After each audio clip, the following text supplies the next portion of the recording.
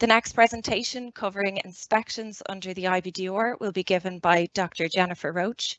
Jennifer holds honours degrees in biology and computer science, a PhD in computational biology, and a diploma in pharmaceutical and medical device manufacturing. She worked for approximately 6 years in the medical device industry prior to joining us here in the HPRA in 2016. Jennifer is currently our Medical Device Inspection Operations Manager. So I'll hand over to you, Jennifer, for your presentation. Thanks very much, Emer, for the introduction. Good morning, everyone. Over the course of this session, I'm going to describe to you how the inspection function within the Medical Devices Department of the HPRA works. So hopefully by the end of the session, you'll understand the role of the HPRA with respect to the inspection of economic operators. You'll have a better understanding of the types of inspection we conduct and how we build our inspection program. Also, you'll gain some insight into the inspection process steps that we follow for each case that we initiate.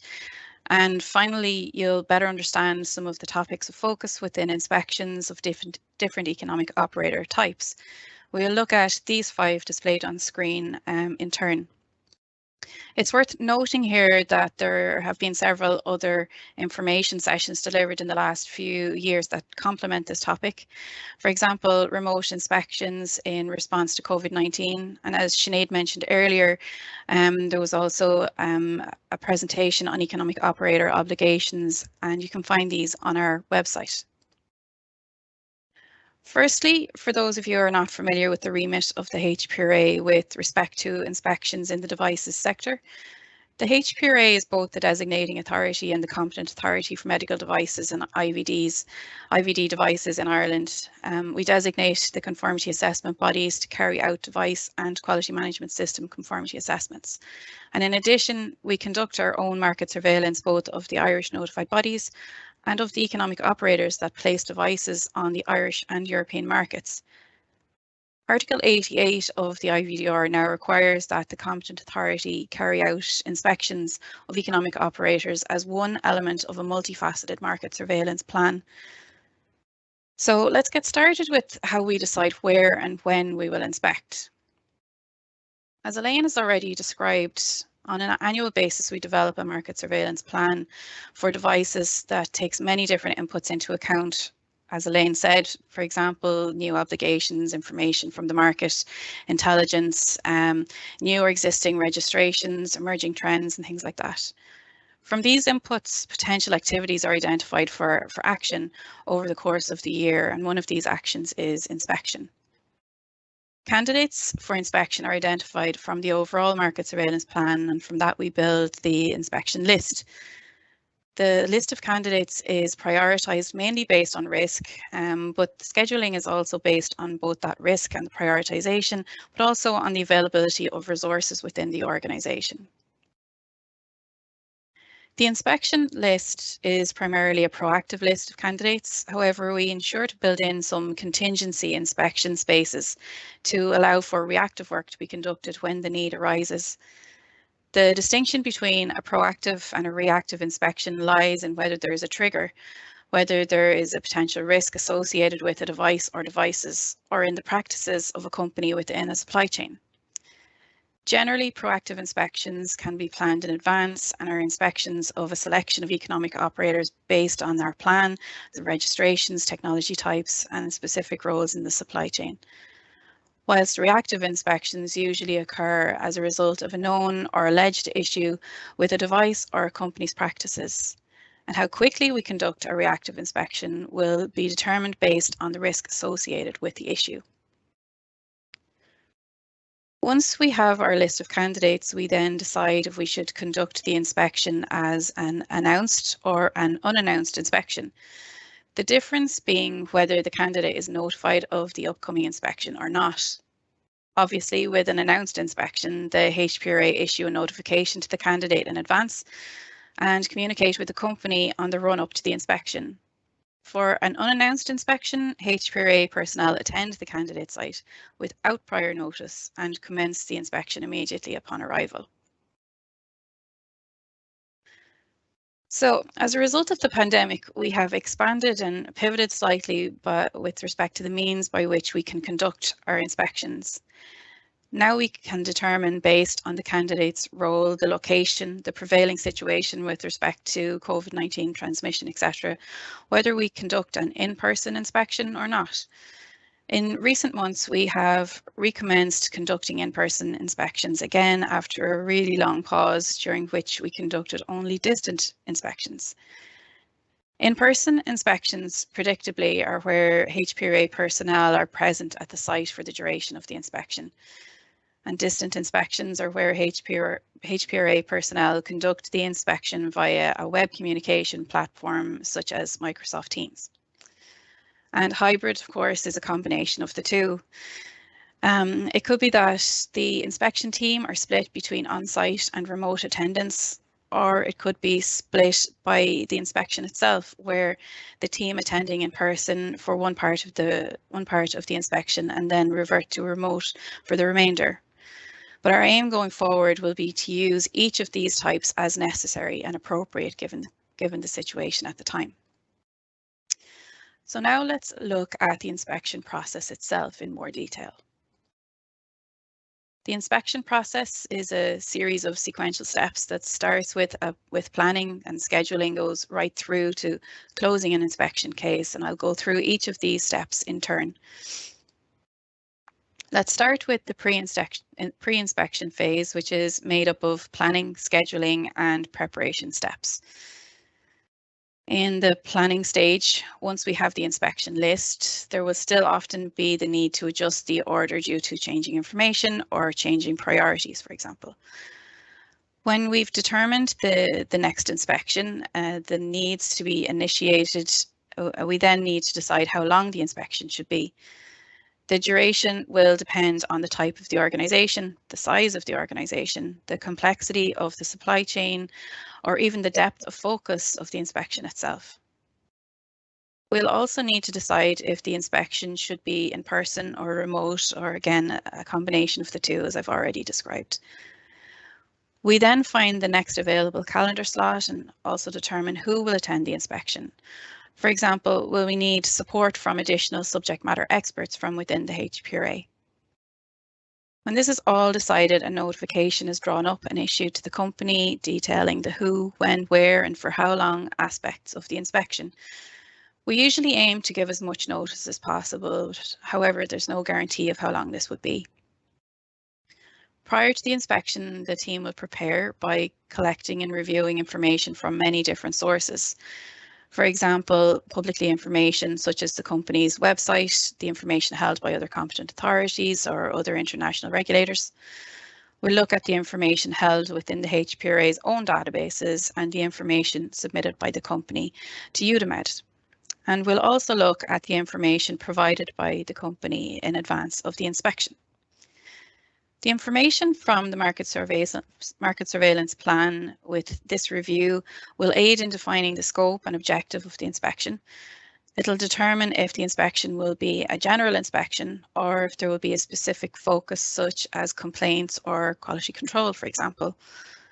The inspection plan or the agenda for the days of the inspection will be determined based on the scope, the objective, the duration, and also the available resources from the HPRA.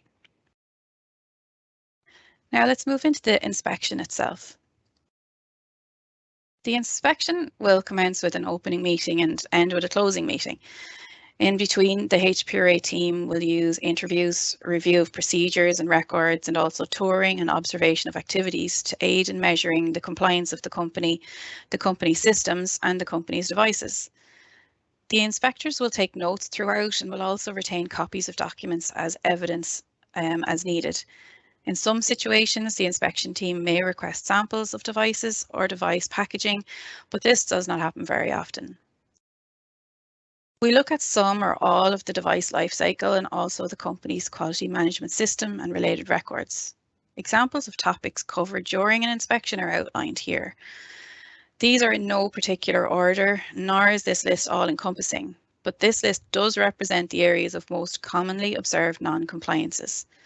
I'll go into a little more detail later in the presentation when we look at the different economic operator types.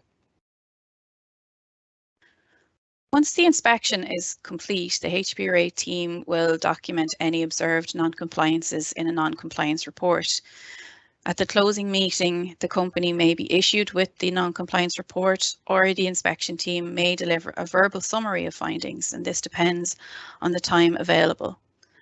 If not issued at the time of the closing meeting, the non-compliance report will be issued as soon as possible thereafter, and this is normally within a few days.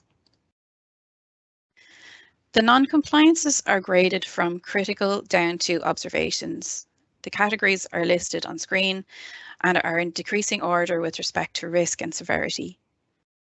We've recently migrated to using this new classification system for non-compliances. I won't go through them in detail, but it's worth noting that the critical category is intended for use only on those hopefully rare occasions where there is a significant risk or potentially significant risk to the health or safety of patients, users, or other persons. The company is required to respond formally within 4 weeks of issuance of the non-compliance report.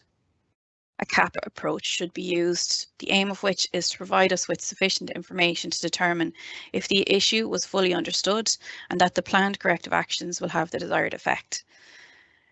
It's of major importance to ensure that risk is evaluated throughout the CAPA process. Each non-compliance must be addressed, and in addition, the vertical and horizontal impact of all should be determined and mitigated. We expect that initial assessments of risk and potential impact are completed, that the root cause has been determined, and that any identified containment activities have been carried out. We do not expect that all corrective actions are implemented within that 4-week time period. We do require that the corrective action plan is adequately detailed and that there has been assigned target timeframes for the completion of those actions. When we receive the response to the non-compliances, we carry out a review of the submission. As a result of the review, we may need to revert to the company with clarifications, questions, requests for additional information, or additional considerations that need to be made. Quite often, the CAPA stage of inspection can be quite long and may result in several rounds of correspondence and updates to the CAPA plan in order for the HPRA to come to a conclusion that a company's plan is in fact adequate.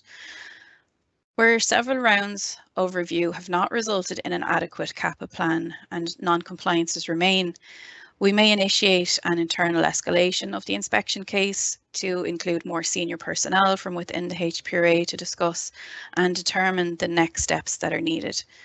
This escalation route has not been used frequently to date, thankfully. The final stage of inspection is the closeout.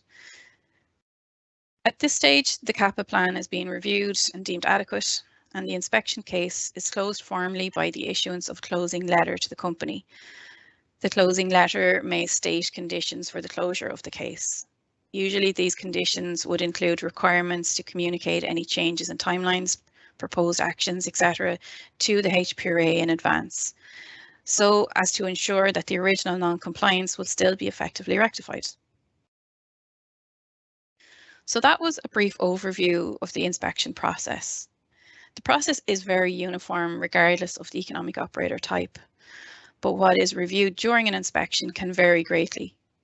So let's take a look at some of the different economic operator types now. In this section, I'll speak to the approach taken by the HPRA under the directives compared to the approach that will be taken under the regulation going forward. So starting with manufacturers. The HPRA, since appointed as the competent authority for devices in 2001, has conducted inspections of manufacturers of devices. We had the powers to conduct these through our national legislation. However, there was no obligation to conduct inspections under the directive.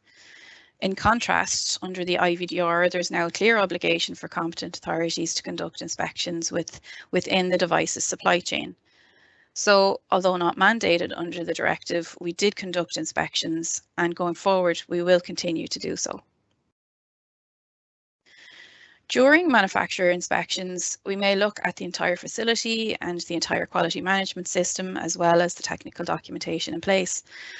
However, there's rarely sufficient time to carry out a full review of everything, and so sampling of specific processes and records is generally done. On this slide, the most commonly inspected processes and activities of a manufacturer are depicted. This again is not in any particular order and is not a complete list. All manufacturers are expected to be familiar with their own obligations as set out in the IVDR.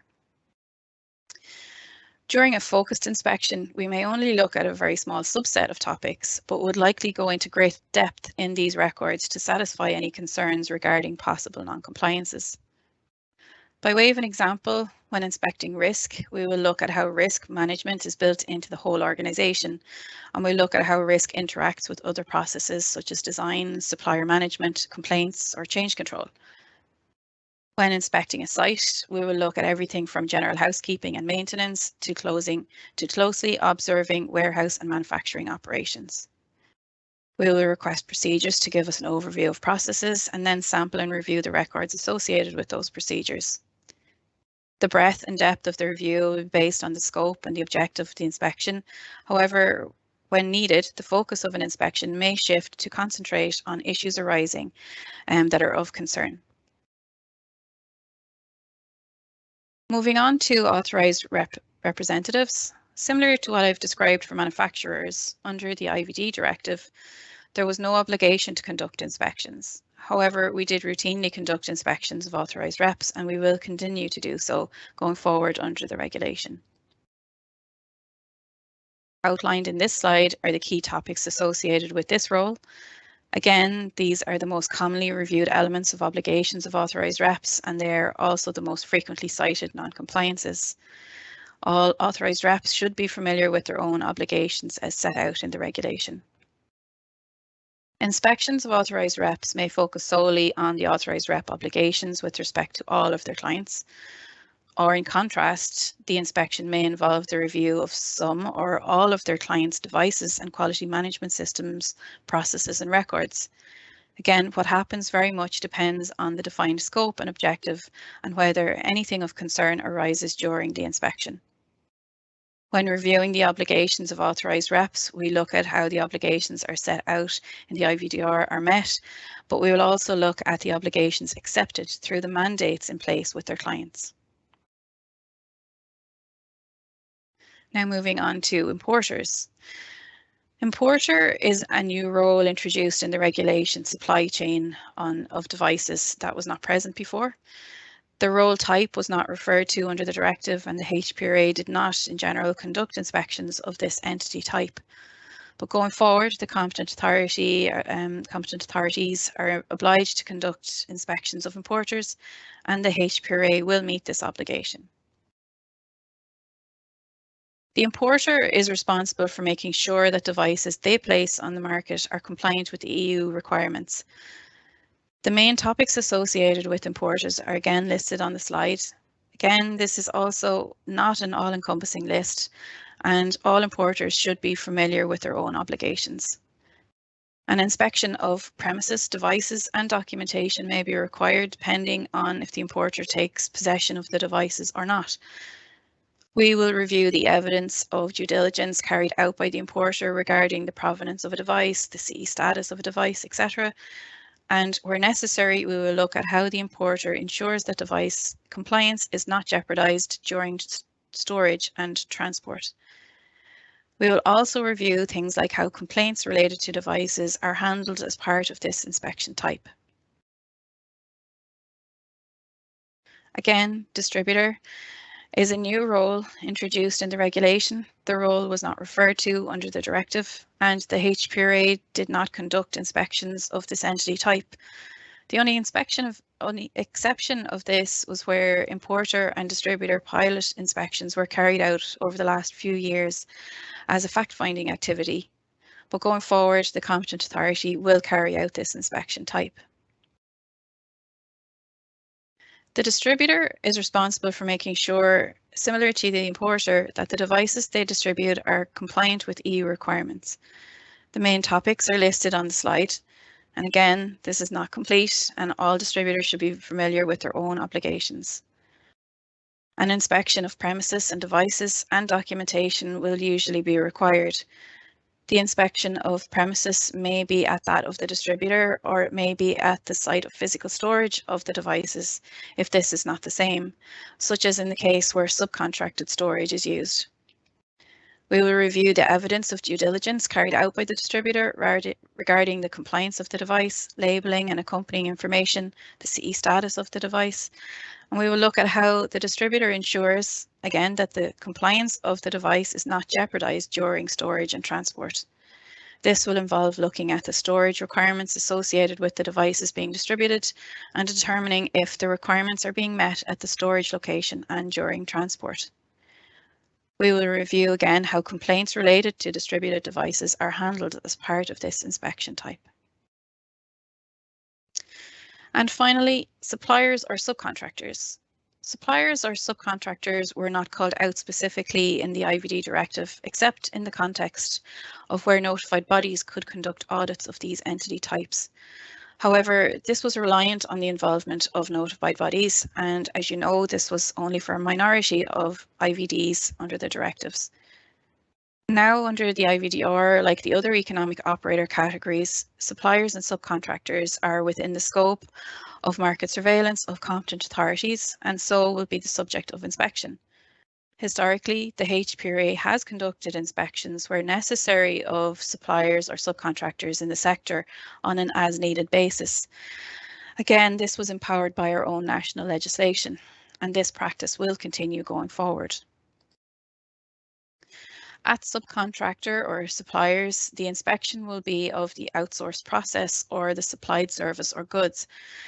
This could be an inspection with respect to a specification or a technical or quality agreement, but it will aim to determine if the service provider or subcontractor is in compliance with the requirements imposed upon them by the contract giver, and that the service or product does not pose a risk or potential risk to the compliance of a device or the user, patient, or other persons as a result of using the device. What will be reviewed during the inspection will be entirely dependent on the type of activity that's being undertaken by the supplier or subcontractor. On this slide, I've outlined some potential topics that could be subject to review at this type of inspection. I hope this session has been useful and that you now better understand how the inspection function within the medical device department works. I also hope that I've given you some useful insight into what an inspection of your company may entail, depending on which economic operator roles your company fulfills. So thanks very much for your time. That's it for me. Back over to you, Emer.